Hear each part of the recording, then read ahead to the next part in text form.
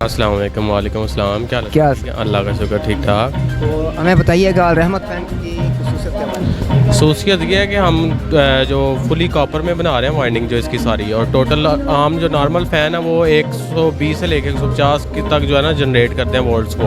और हमारे जो फ़ैन है ये स्टार्टिंग होते हैं 30 से 30 वोल्ट्स लेते हैं। और ये टोटली मतलब कह लें कि कॉपर में ही वायरिंग में ही बन रहा है, कोई वो दूसरा सिस्टम नहीं है हमारा। और इसके अलावा हमारी ऑटोमेटिक किट्स बीच में लग रही हैं और रिमोट कंट्रोल से कंट्रोल किया जाता है इसको सारा, टोटली ऑटोमेटिक मशीन से बना हुआ है। इन्वर्टर फैंस जो जदीद टेक्नोलॉजी के हिसाब से बना हुआ है, जो वोल्ट्स मिनिमम वोल्ट्स को जनरेट करता है। नॉर्मल फ़ैन जो है वो 120 से 150 तक जनरेट करते हैं और ये 30 वोल्ट्स को जनरेट करता है फ़ैन।